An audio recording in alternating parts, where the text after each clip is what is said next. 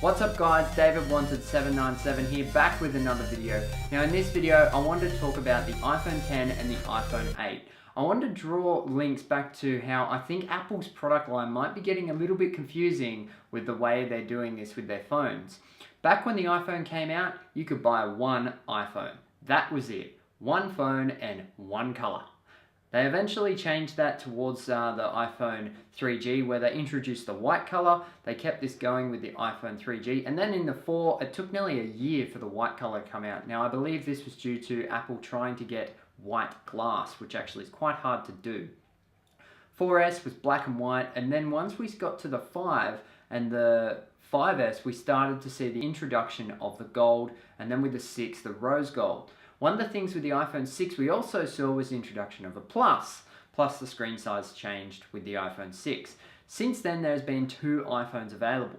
Now, one of the things Apple has started doing more recently that I think is a little bit odd, they keep older models available for a longer period of time. If we go to the Apple website now, if you take a look under the iPhone section, there's iPhone 10, iPhone 8, iPhone 7, and iPhone 6S, and iPhone SE. There's so many different iPhones there that I think it's actually getting a bit confusing. If you think of 90% of consumers, or a high number of people who do not understand technology, if they were to go to the Apple website, they're going to have a look, they're going to see iPhone 10, 8 and see new, then they're going to see all these other iPhones and be like, oh, what's the difference? They're going to have no idea what they're looking at. Going back to the iPhone 10 and the iPhone 8, I find it a little bit weird that Apple kept the iPhone 8 this year, but I can somewhat understand. I don't think they should have, is my opinion. Next year, we're going to start to see that 4.7-inch design and that old faithful 6 design and the 6 Plus disappear. iPhone 10 design is going to be the new standard going forward. I think why they did this was because the iPhone 10 is OLED, which we know has manufacturing issues and can be hard to do.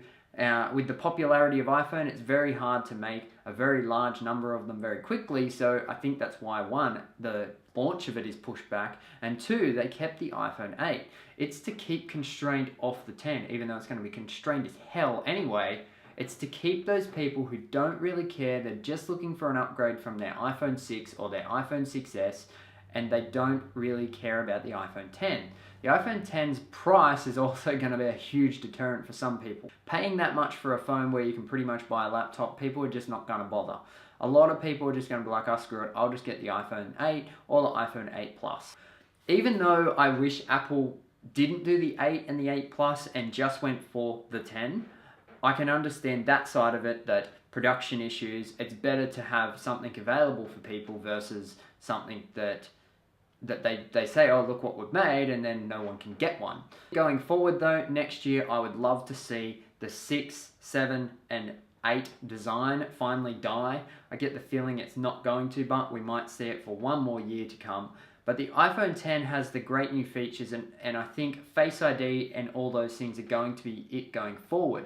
With all these different iPhones, Apple is essentially making their product line very messy, disjointed. They're obviously having to produce and make these older iPhones still for people while they're making newer iPhones. If you think about it, if Apple just put all their time and effort into making one iPhone, they're going to be able to make a lot more of them. I honestly don't think the 6S should still be in their lineup. It should be gone.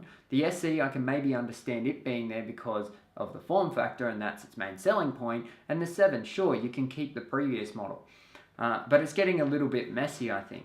The cost of the iPhone 10, it's an expensive phone to make. They're going to have to price it highly to get their product margin back to, make money. And imagine the amount they've spent on R&D on that thing. Back when Steve Jobs rejoined Apple, the first thing he did was walk in and cut a massive amount of product lines because he always thought that the less products you had, the more you could focus on them and the better you could make them. Now, Apple's a massive company, but I still think they're sort of ruining their image a little bit if they're still selling older iPhones. I'm hoping with the next year's version, they do exactly what they did with iPad, which got a bit messy with iPad Air, iPad Mini, iPad Pro.